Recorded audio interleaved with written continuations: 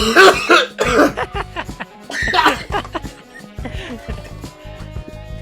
and gentlemen, welcome to episode 7 of Buckets of Duckets.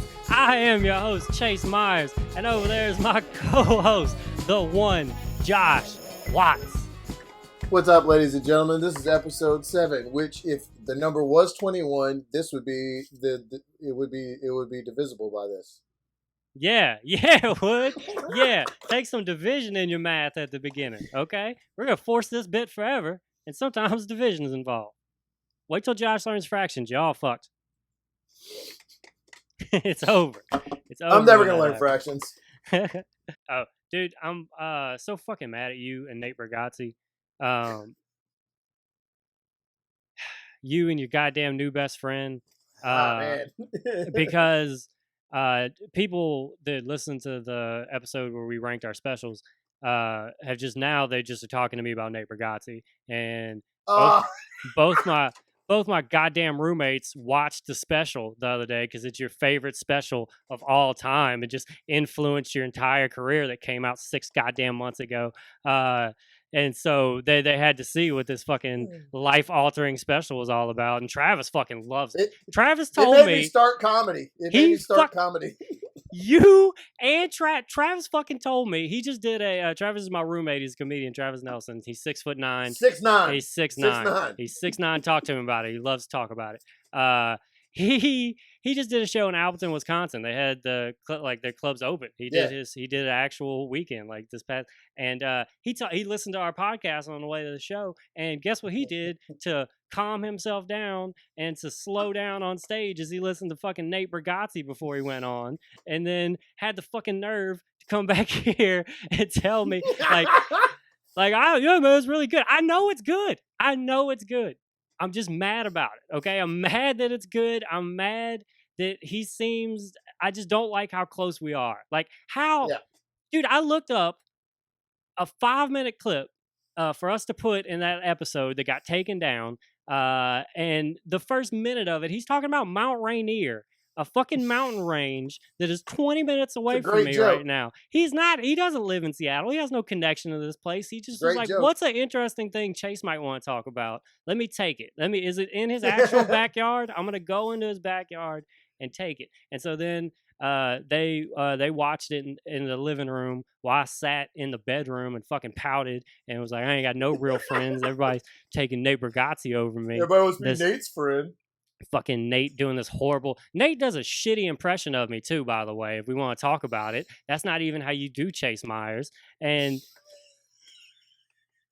thank God. So I got a new roommate, Kelsey, and she is buddies with Travis from college days.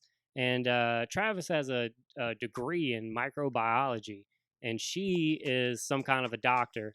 And when all the COVID stuff went down, yeah, she's like a fucking chemist. She's gonna get mad because I'm just butchering whatever it is that she is. Yeah, and you're what is it? What's your degree in?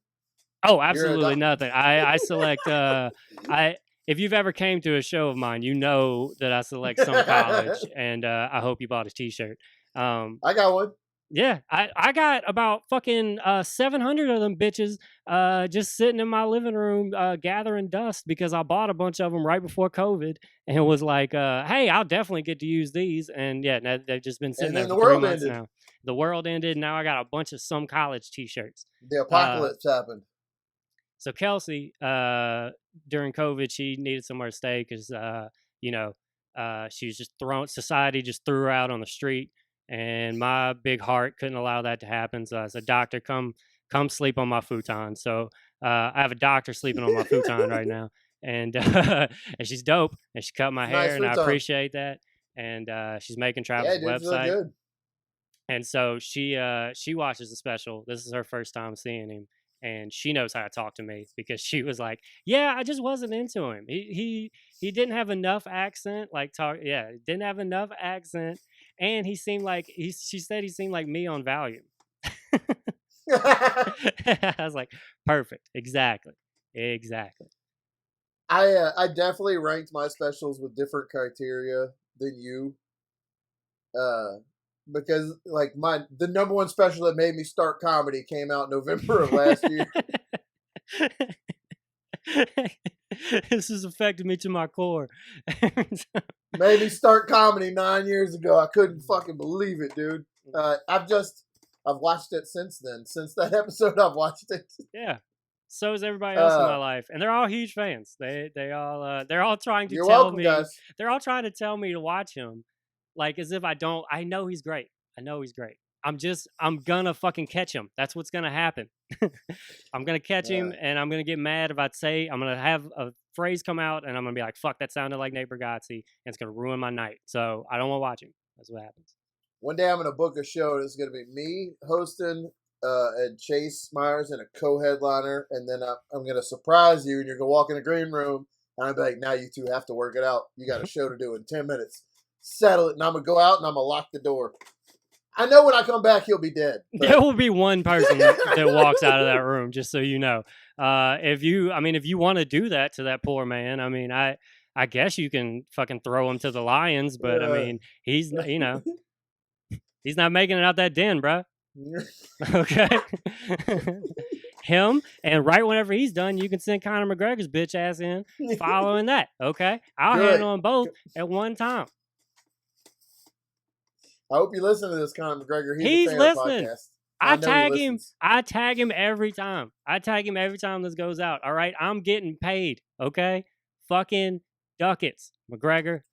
We get snitch tagged all the time too. People are like, "Oh, Conor, you heard what Big Daddy Chase said about you," and keep it up. He always. You can tell he's scared. He tries to act like he's not by ignoring it because he doesn't even respond to the tweet. But you know he read it. I know he read it.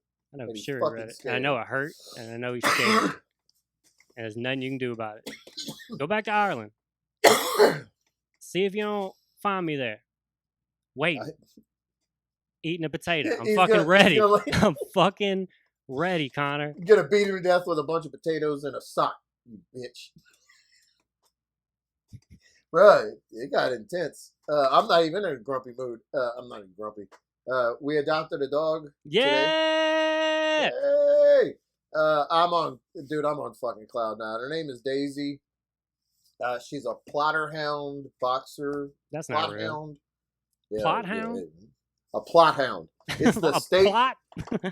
It's the state dog of North Carolina. Huh. You got North Carolina ties.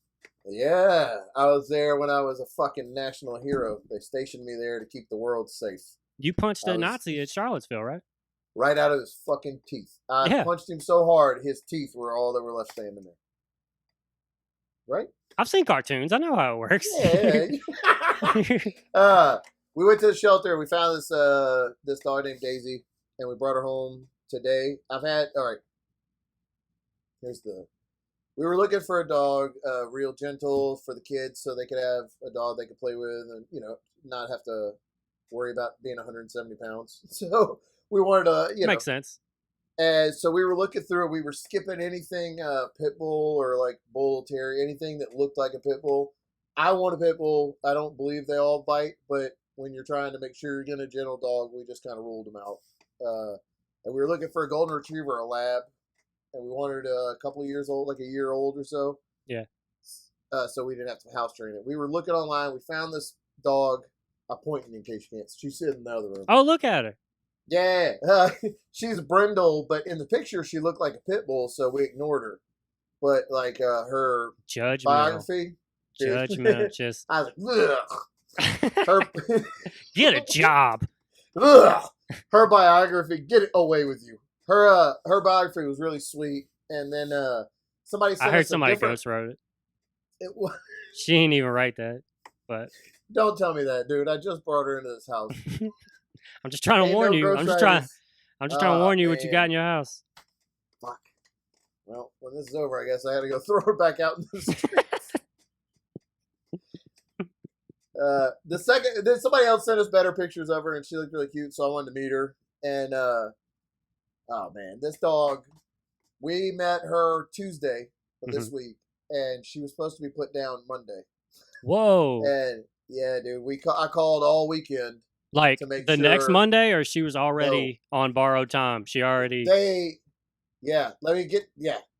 she was on borrowed time. She was already supposed to be put down. Whoa, fuck! And so when we met her Tuesday, it was basically like, hey, no pressure, but if you leave here, we're killing that dog. Like, Yeah, I'll they can take only it. Yeah. they, they can only keep them for 30 days at a time or something like that. And she was set to be put Af- down. And After we 30 called, days, that's what yeah, happens? You just go down after 30? apparently. Dude, it's got to be longer than Uh, that. she had been in there twice. Okay. It's a horrible story. They found her around LSU when she was like 4 months and brought her in. Okay. Somebody adopted her and took her home in April of 2018, they said. And she lived in a house with a family for 3 years, and then they brought her back. Because landlord was loud, thought the dog was too loud or something. And so, Damn. dude, she's brokenhearted, and she had bad kennel posture, which means that whenever people walked up and down the aisles to see if they wanted a dog, she kind of spiked up and barked. So nobody ever took her out of the kennel to see. So they didn't think any interest was in her, so they were going to put her down. And dude, I'm not. I don't want to sound ridiculous. The second I saw that dog, I fucking loved her. The Yeah. second I saw her, I was like, "Oh, that's my dog." She's 40 pounds. She's skinny, but she has a real loud, like a hound dog bark. Really? She barks. Oh, dude, she barks at everybody. She doesn't give a shit. It's great. And when I brought her, when we started playing with her in the adoption room to see if we liked her, even the people at the shelter were like, "Oh, we didn't even know she wanted to play. We didn't even know she could play. She's 3 years old." And she... Yeah, guess what? Dogs like to play. What? Right, yeah. They just gave up on this dog? Jesus Christ. Yeah, they're like, "Oh, we didn't even know she liked to play. Oh, she can walk?" Oh, it's the funniest thing. Oh! But she was a little nervous around the kids at first, and Yeah, she Zoe hadn't was seen a one little in a while. nervous. And then it got to where Zoe was really scared, and we thought we wouldn't be able to take her, which made me feel bad because the doctor was just standing outside the room with the needle, just waiting. He was like, "You got him? Yes? No? I can't wait to kill this dog. Dude." I wake up every day. He told me that's his favorite part of the job. He said, "If I had known when I went to medical school that I'd get to just slaughter homeless, abandoned, heartbroken puppies all day, I would have gone to school sooner." So much sooner. And I was I'd have taken "You could do summer that without- classes. You could do it. You could do it without a degree. I don't know if you know that or not." You don't get a cool lab coat. I guess you can get your own. But... So Zoe was really scared for a minute, so we were worried that maybe it wouldn't work out. And we were outside talking about it, me and Michelle, like, "Well, and the doctor leaned over, he's like, "Oh, is he no?" We were talking about when we look back in the window, Zoe is throwing a tennis ball and chasing her around the corner like they're just running in circles, and they're like best friends. So that's amazing. It worked out great. So we were going to take her on Tuesday, and they're like, "Oh, we got to keep her to spare and give her a microchip." And then I called every day to check on her. Every day after she was supposed to have her surgery on Wednesday, and I called Wednesday and Thursday to check on her. I also made sure, dude, this is the fucked up part. Since she was set to be euthanized, she had a red piece of tape around her neck with a number written on it, and other dogs had green that weren't going to be euthanized, and it freaked me out. So I brought a bandana, and when we left Tuesday, I put it on her to make sure that they wouldn't accidentally see the red tape. Like, they'll see a bandana on her and like, "Oh, that's somebody's dog." I got you. Yeah, protect it. And protect she's her. still alive, so it worked.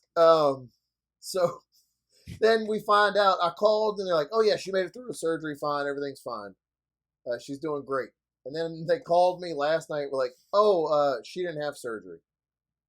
Well, that's a lot different than what you said the first time. Yeah. Turns out because she had already come through the shelter once, she was already spayed and microchipped, and they didn't know it because the records got mixed up. Did you introduce them to Daisy? I feel like you met Daisy first. Like, they know nothing about this dog? The part that made me the most mad was, I was like, "Well, I called yesterday, and a woman put me on hold and told me that she was going to go check on my dog who just had surgery, and then came back to the phone and was like, 'She's fine.'" She's doing great. She's recovering. The dog that I definitely walked all the way down this hall and checked her into surgery and We looked at her know, yeah. wounds, and she's doing great. That bitch was sitting at her desk eating Cheez-Its and lying. That's what she was doing. You Cheez-It eating lying fuck.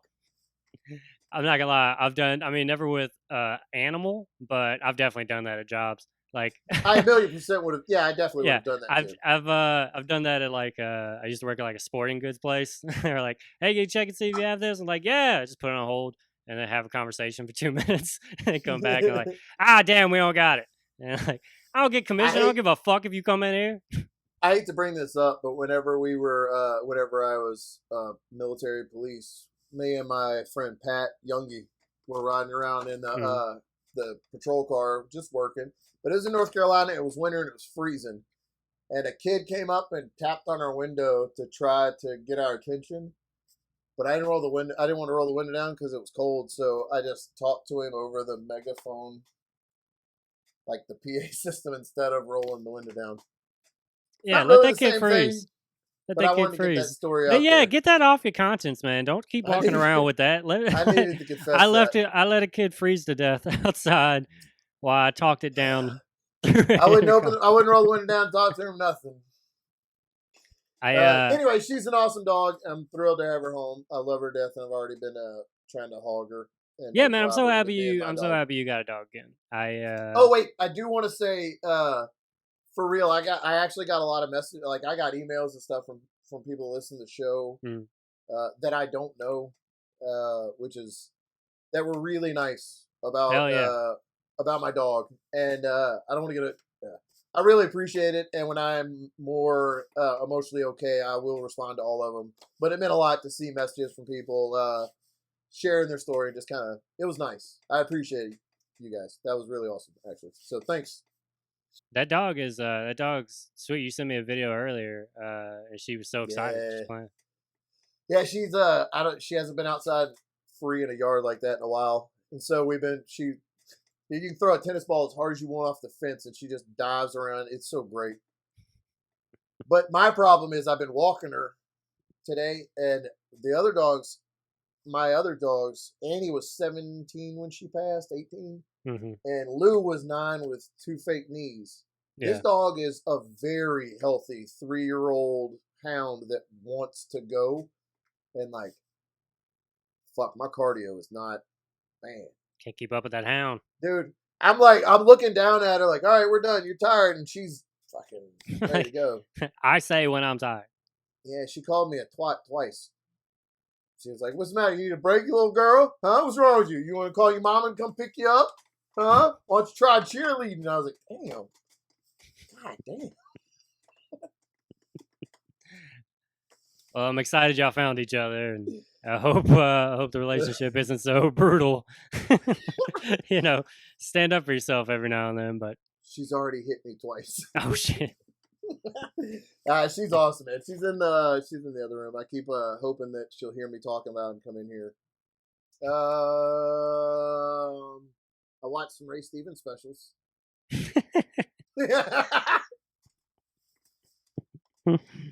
Yeah. No, not at all. Not even. I did look up the albums though and listen to them on iTunes, and man, I still laugh pretty hard. How about Chappelle's thing?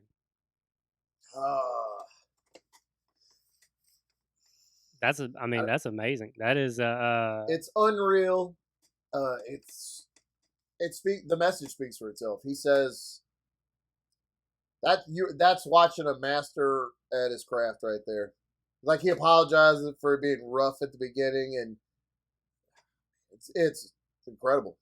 Yeah, it didn't even matter. Like, I saw some people like kind of making jokes about like, that wasn't really a comedy special. It's like, it's not about that. It was about the message, and it was about a very influential person and somebody who is definitely the GOAT of our generation. That means greatest of all time.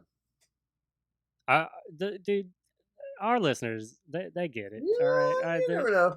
All right, our Duckets get it, and but yeah, that's him. He knew. I mean, he mentioned that celebrities need to be quiet, but he also knew that we're looking for him to say something, and people pay attention when he says stuff. He calls out news reporters, and then they immediately have to answer to themselves. They immediately have to make apologies and say, I didn't see it that way. Like, that happened because of Dave Chappelle, a comedian. Yeah. That's the fucking flip side. Using his influence. Yeah, that's the fucking flip side of Chris D'Elia's piece of shit ass, is that is more of what I would like comedy to be known for, is somebody taking the profession and using it for noble reasons. You know what I'm saying? Like, we're out there to make people's week. We're out there to make people laugh and shit. And I fucking hate that all these goddamn sexual predators are like associated with our business. It's crazy to hear. And good, bring them out, call them out. Great. They need to be called out and they need to be exposed and done away with. I'm going and beating the shit out of every one of them this name. Chris D'Elia has a 2:45 appointment tomorrow to catch these hands. I had to check. Both of them. There's a whole bunch of wrestlers getting called out now too. For which wrestling has been pretty. Wrestling's got a pretty rough history with women. Yeah, with everything. With that, wrestling's just fucking everything. Dark, dude. It really is dark. What goes on outside of the ring is really fucking wild. Who's getting it? Who got in trouble? Oh, dude. Oh man. So it's a bunch. It's like mostly independent, but there's British wrestlers like Jordan Devlin and the Coffey Brothers from NXT. A couple other ones got called out for being gross sexual weirdos. And dude, people. One lady, a woman posted a screenshot. She sent a message to a wrestler, like an indie wrestler, was like, "Hey, great show! I just was at your show. It was an awesome match. Can't wait to see more of your shows and support your business, and support you." And he was like, "Oh, that's great. So you love wrestling?" She's like, "I like to support any wrestling." And he was like, "Well, mine's really big, so it's hard to support me." Winky face. And it's like, what? Where the fuck did that what? Yeah, it's always good. Like when you ask, like when women will tell you like crazy shit dudes do or whatever. Like it always blows me away. I'm like, what are guys doing? Like, is that like? Is it like? Is it that they how many dudes are just pulling their dicks out? Like, why are so many dicks just out? A lot. They're just out. A lot. Like all I know about women is that they don't want to see our dicks. They've been pretty fucking clear about it. That they'll let you know when they want to see it. And you ever seen a dick? They're not good. They're not pretty. Mine's fucking gorgeous, but even the good looking ones aren't that pretty. Mine's got a braided beard with little beads in it. Yeah, mine's all smooth, and I tattooed the left side of it with like the Mike Tyson. It's art, okay? It's my own. It's my body, and I express myself through it. Have you seen the Pete Davidson movie? No, did you? No. I damn. Well, next topic. Come back next week. I don't know why I brought that up. I listened to a Judd Apatow interview. I forget which podcast I listened to him on. It was Bill Simmons, and yeah, man, it seems like it's good. I mean, it's kind of loosely based around Pete's life or whatever. You know, his dad fucking was a firefighter, died in 9/11, and so this movie's like, you know, guy losing his dad in a regular fire, not in a not in the all-time worst tragedy, just a regular old tragedy, and yeah, it's something to do with people trying to bang his mom or something, I think is what it is. Yeah. See a lot of trailers. Why are you flustered? You don't like Pete? No. You seem real flustered by this. Yeah. Not even a little bit. And really? I was about to. No, not even. I don't. Not even. Not at all. Not even. No. Well said. And I was about to just shit all over him, and then you're like, his dad died in 9/11, being just a fucking hero, and he had to grow up without his father, just knowing he was a hero and living in that shadow and trying to be a man in that world. Can you imagine that? What were you going to say about him again? And I was like, oh, I think he's got asshole eyes. He's got he got big rat teeth. He got big old fucking rat teeth. You seen him? But I saw one of his. I watched one of a movie he was in, Broken Adolescence or Young Adolescence, or it's on Hulu. And I don't know. So I mean, I'm not like a huge Pete Davidson fan. I've came around to him more recently, but when he got SNL, I felt like it was like a personal attack on me. Like I thought that Lorne Michaels was trying to tell me something because he was like 19 when he got it. I was like maybe 23, some shit like that. And you knew it was over. I knew it was over. I was like, I'm already too old. And he's like, but I was just, yeah, I just was always like, man, what's this fucking dude opening for Nick Cannon whenever he's like 16, and now he's the youngest SNL cast member since Eddie Murphy. And wasn't he on Wild 'N Out? No, I don't think so. I think pretty much the first thing he did was SNL.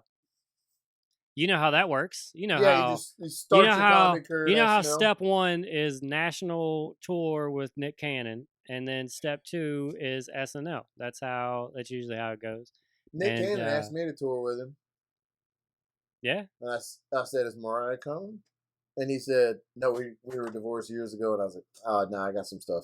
Oh, but if you talk to Mariah, if you can if Mariah, you should do it. You should go for it. You get Mariah to call me and sing that song, that Daydream, Fantasy, any of them. Just get Mariah to call me and sing a song on the phone. I'll come do your tour. And he's like, I don't know how to tell you this. We've been divorced for years.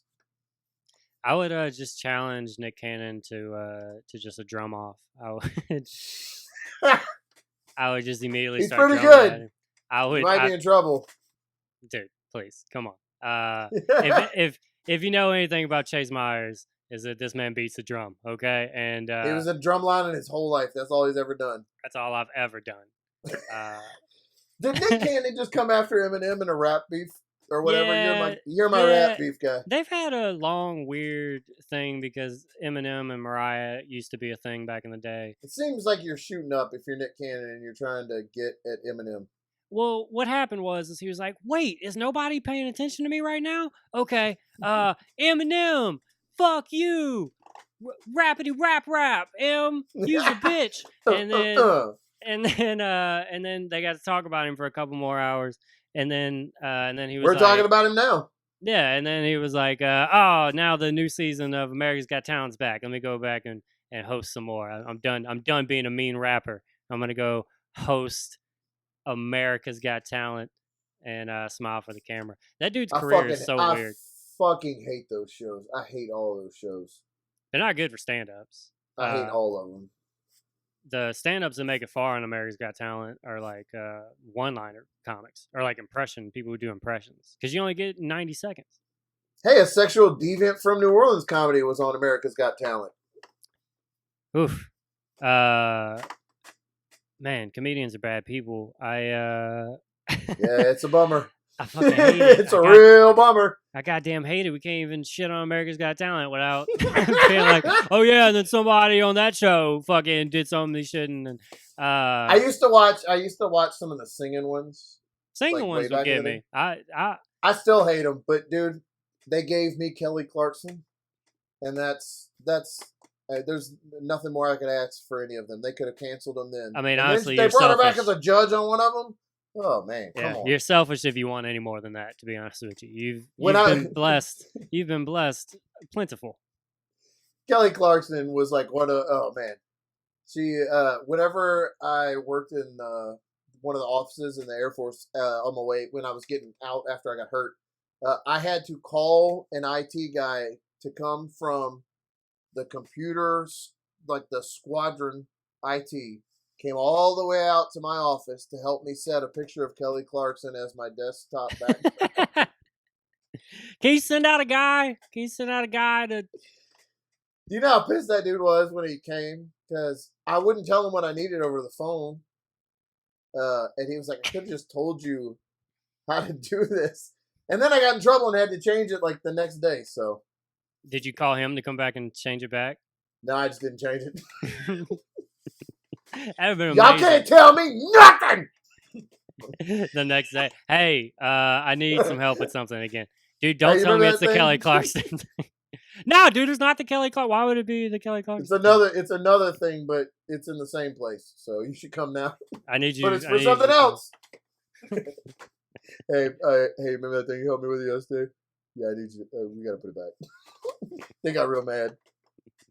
Yeah, I don't think I could do one of those like variety judge shows and stuff. Like I don't think my comedy would fit on it, and then I don't think I have enough material to like last however long. Like Last Comic Standing, dude, you do a fucking. I mean, you're doing like a different clean 5-minute set basically, like every week if you stay on. Like that's a lot of material to go through. Like Was it Dat Fan that won?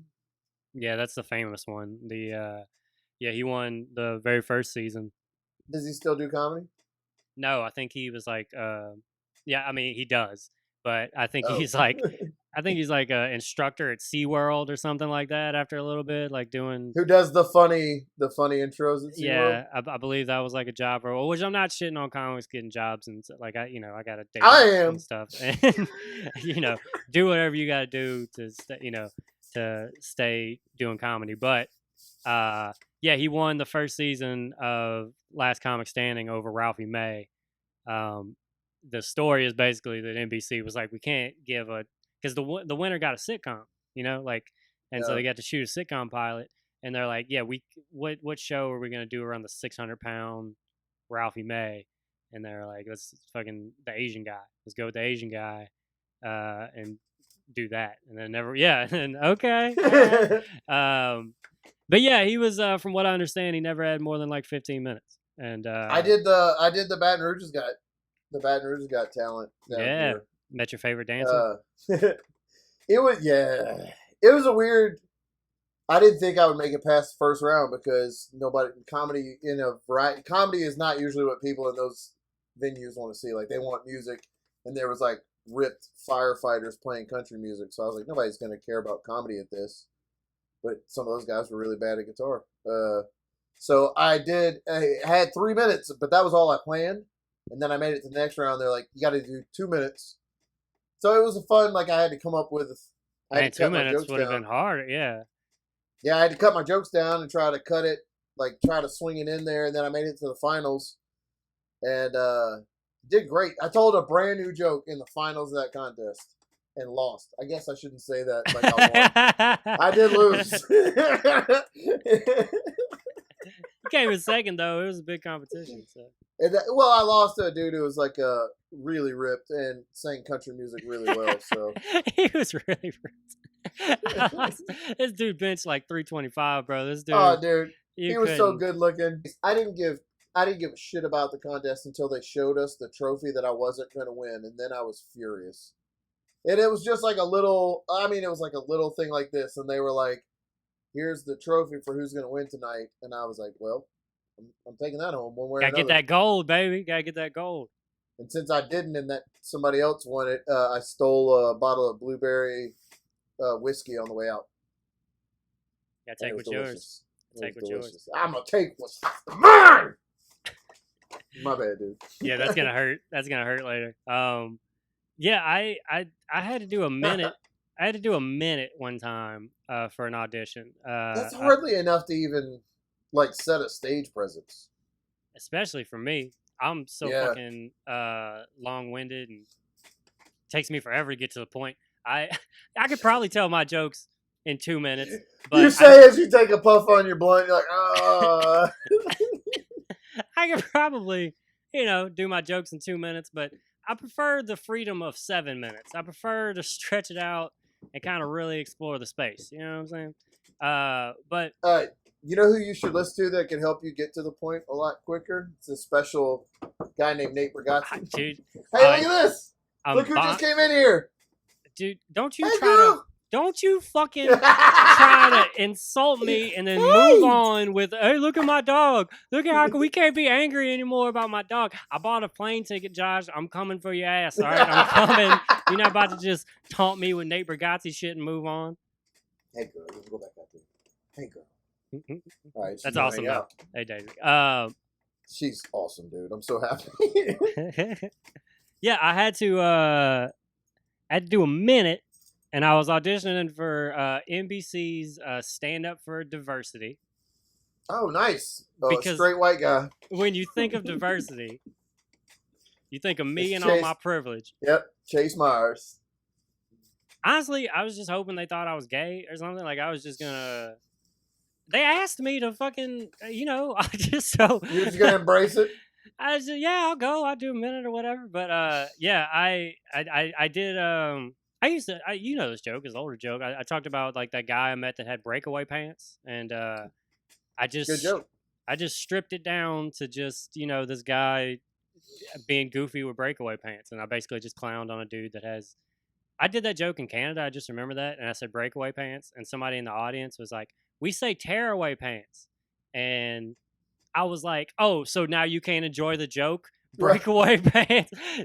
You didn't understand when it was breakaway? Oh, tear. Oh, okay. When you say now broke, it's funny. I know that broke seems like it's the exact same goddamn thing, but But it's not. It's not because we It's not even about the same thing here. it's we tear around here. They say, "Hey, guy, hey." You say, "Hey, buddy." Not your buddy. Guy. Yeah. But yeah, I did that, and then I didn't move on to the next round. That's the only minute I had. But the Tonight Show booker was back there, and I know for sure the Tonight Show booker has seen a minute of my stand up. So that's good. That's something. Yeah, that's something. Isn't that something? I watched a documentary on Hulu, Too Funny to Fail, on the Dana Carvey show. Yeah. Have you ever seen it? Oh yeah, dude, it's fucking great. Yeah, it's really great. I didn't know anything about the Dana Carvey show. Really? Yeah, Steve Carell and Stephen Colbert were both like just cast members on it. It was a sketch comedy show. Because honestly, Dana Carvey might be one of the greatest sketch comedy performers of all time, and people don't really talk about it. Like his run on SNL is fucking epic. All the he's got the church lady thing, he's got the George W. Bush thing, he's got Hans and Franz, George H.W. He's doing Wayne's World and shit. Like, yeah, that dude had a career. So, yeah, they tried to do a sketch show with him after, and nobody liked it. It was they thought they were getting church lady, and they got much different. Yeah, like edgier, but like it had. I didn't realize Robert Smigel, Louis C.K. John Glazer. He played Commissioner Jam on Parks and Rec. That's his name. Yeah, it's one of my good. That's one of my favorite characters of all time on a TV show because he's such an asshole. I love him. You just got jammed. God, he's great. Fucking love that dude. And then seeing Steve Carell and Steve Colbert as really good friends is hilarious to me. Yeah, and dude. Colbert, he sent in an audition tape that's just him holding his baby up to the camera and like, "You're how my daddy's gonna pay for," and it was really awkward and uncomfortable. And he earnestly says to the camera, "I think that audition tape is what got me the job." And then it cut to Dana Carvey, and he goes, "It's not. It was really disturbing." Yeah, Carell and Colbert kind of were like with each other in so they're on that show, and then they're both on the early Daily shows too. And so, which I didn't know about. Like I watched I remember seeing it, but it was before The Office, so I didn't have any. I didn't know who Steve. And by the time The Office came, I didn't remember it. Yeah. But now I'm going back and watch it. Steve Carell, I think, is one of the funniest. He's one of the funniest human beings. Did you watch Space Force? Yes. Yeah. I watched the first episode. It takes a minute to adjust to it because he's doing a voice, and it sounds almost like Michael Scott doing a character. But maybe it's just because I watched The Office so much. That was my worry when I found out that it was like, I mean, I know it's about space, but when I found out it's a workplace comedy, I was like, oh man, don't be Michael Scott in space. Like, please don't do that. And so I'm glad that he's definitely being a different character. Yeah, he is. It sounds he's a good like actor. He's doing a bit. Carell's a good actor. Man, that dude. Yeah, when he does serious stuff too. Yeah, The Big Short. I love The Big Short, dude. What was the one? He was the wrestling coach that fucked a bunch of people or whatever. Fox Hunter, Fox Catcher. Yeah, I think so. Wrestling coach was fucking people. Something. Is that the? I'm way off. I think he fucked. Is that the one that like? Is that the? That Steve Carell was fucking Channing Tatum in that movie. You remember? Yeah. They dressed up like wrestlers and were fucking. Yeah, Tatum was playing Kurt Angle. I remember. That's what. So I know of a documentary called Foxcatcher about this like wrestling guy that funded the United States wrestling team. This is the movie. Had them. Okay, so my bad. Yeah. Yeah, you just told me you didn't fucking know what it is. I'm trying to. And so, yeah, he had the team come over and he fucking funded their training and shit, and he killed one of them. I didn't even know about that movie though. I didn't know that's that they actually 2014. Steve Carell wears like prosthetics to look like a guy who fucks wrestlers or something. But he looks. Stop saying fucks wrestlers. He's not. He murders wrestlers, Josh. He murders. Oh. Okay. Anyway. It was supposed to be a good movie. I don't remember it very well. I saw it when it came out. I can tell. Yeah. I'm not really. I was talking about some more shit I don't remember at all. I'm really convinced you saw it. I worked with Dana Carvey's kids. Dana Carvey's sons do duo acts. The fucking Carvey brothers. And, really? Yeah. And they opened for me, Josh. Did you hear that? They opened for me. How old are they? In their 20s, like mid-20s. One of them's like probably 28, 29. The other one's 25, 26. Oh, wow. So, shit. All right. And, yeah, they go up on stage together. And, yeah, it was kind of a trip. Are they good? Were they funny? So when they're not doing well, they immediately bring up their dad. If they're doing well, they'll go as long as they can without mentioning it. It's like this pull. I've seen them I think twice, and one went really well, the other was kind of eh. And the one that was was because we were basically in Baton Rouge. We were performing in a bar with TVs on and stuff like that. And but I saw it on their face whenever they're like, this fucking shit's not going well. And they're like, so we're the Carvey brothers because we're Dana Carvey's sons. Come on. And like everybody was like, shut the fuck up. And then and then they started doing like their kind of version of Wayne's World and the stuff like they like to prove that they're the it was rough. It was rough, buddy. How does that prove? I can do a Wayne's World impression. That doesn't prove that. They look like him too. So I mean it also that definitely helps. But yeah. I hope they get called out. That's all I want to say about this, Josh. This is. I would like to talk about anything else right now. I hope tomorrow on Twitter we find out they're not really Dana Carvey's kids. They're just some fucking weirdos. All right, man. Let's wrap this shit up. All right, let's wrap this up. For real, one more time, thank you for the emails.